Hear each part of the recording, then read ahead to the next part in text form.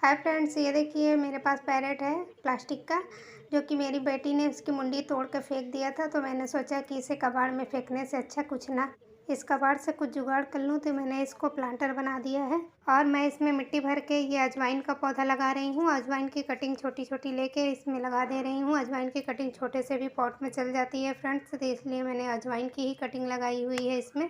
Parrot वाले planter में जब कटिंग ग्रो हो जाएगी तो मैं आप सबको इसका वीडियो दिखाऊंगी बनाकर। अभी देखिए ये कितना खूबसूरत लग रहा है। हो गया कबाड़ से जुगाड़ ये।